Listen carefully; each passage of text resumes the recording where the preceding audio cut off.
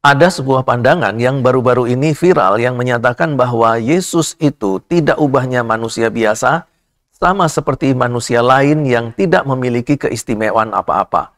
Dan bahwa eksistensi Yesus sebagai juru selamat mengalami progresivitas dari sederhana menjadi sempurna di kayu salib. Mengapa ada pandangan ini? Karena kelompok Kristen ini berpandangan bahwa Yesus anak Maria ini bukan merupakan penjelmaan Allah. Bagi mereka, Allah menjelma menjadi manusia Yesus adalah kepercayaan atau keyakinan pagan, penyembahan berhala. Salah satu ayat yang menjadi landasan keyakinan ini adalah dari Lukas 2 ayat 40.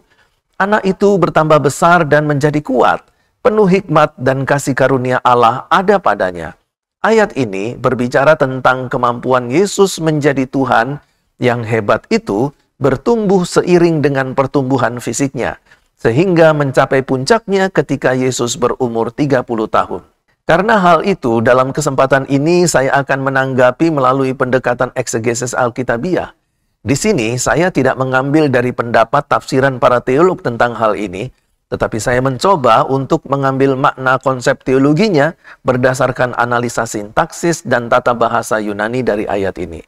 Perhatikanlah, mari kita simak diagram tata bahasanya. Dalam induk kalimat yang pertama, anak, kemanusiaan Yesus, mengalami dua kata kerja.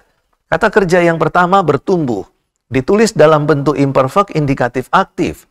Artinya bahwa kemanusiaan Yesus ini mengalami pertumbuhan sejak bayi hingga umur 12 tahun. Dan kata kerja kedua, menjadi kuat, ditulis dalam bentuk imperfect indikatif aktif yang berarti bahwa kemanusiaan jasmani Yesus yang mengalami progresivitas semakin kuat dari bayi hingga 12 tahun. Berdasarkan analisa ini, kita dapat simpulkan bahwa ayat ini berbicara tentang pertumbuhan jasmani Yesus Kristus yang 100% manusia, bukan pertumbuhan rohnya dalam kapasitasnya sebagai juru selamat. Dan selama masa pertumbuhan dari bayi hingga 12 tahun sebagai manusia, Yesus Kristus selalu dipenuhi oleh hikmat. Hikmat di sini memiliki pengertian kecerdasan tertinggi dari Allah di dalam kehidupan kemanusiaan Yesus. Kita bisa bandingkan hal ini dari Kolose 2 ayat 3, sebab di dalam Dialah tersembunyi segala harta hikmat dan pengetahuan. Kemudian pada kalimat yang kedua, yaitu kasih karunia Allah selalu ada di atasnya, di atas Yesus. Mengapa saya katakan selalu ada? Karena secara sintaksis, kalimat ini disejajarkan dengan kalimat pertama yang berbicara masa pertumbuhan jasmani Yesus. Jadi, selama masa pertumbuhan, yaitu mulai bayi hingga umur 12 tahun, pada saat ayat ini ditulis, dan hingga Yesus mati di atas kayu salib di Bukit Golgota, kasih karunia Allah itu selalu ada di atas diri atau kehidupan Yesus Kristus. Berkaitan dengan hal itu, Rasul Paulus menulis dalam Kolose 2 ayat 9, sebab dalam Dialah berdiam secara jasmani seluruh kepenuhan kealahan. Itu berarti roh Yesus telah sempurna dalam eksistensinya, tidak mengalami pertambahan atau juga pertumbuhan. Hal ini nampak pada kalimat kedua dalam Lukas 2 ayat 40 ini. Dan ada satu lagi yang tidak menjadi perhatian banyak anak-anak Tuhan, banyak orang Kristen, yaitu roh kita ini umurnya jauh lebih tua daripada tubuh kita. Roh manusia tidak mengalami pertumbuhan. Maksud saya, tidak ada roh bayi lalu kemudian bertumbuh menjadi roh remaja dan kemudian roh dewasa.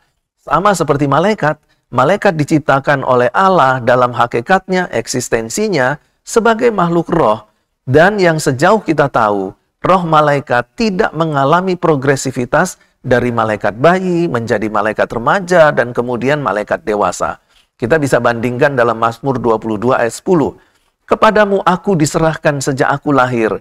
Sejak dalam kandungan ibuku, engkaulah Allahku.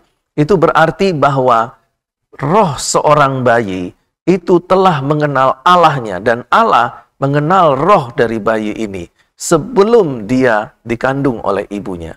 Dan Allah telah mengenal roh kita jauh sebelum roh kita ini ditempatkan dalam daging diri kita, dalam rahim ibu kita. Bandingkan Yeremia 1 ayat 5. Sebelum aku membentuk engkau dalam rahim ibumu, Aku telah mengenal engkau, dan sebelum engkau keluar dari kandungan, aku telah menguduskan engkau. Aku telah menetapkan engkau menjadi nabi bagi bangsa-bangsa.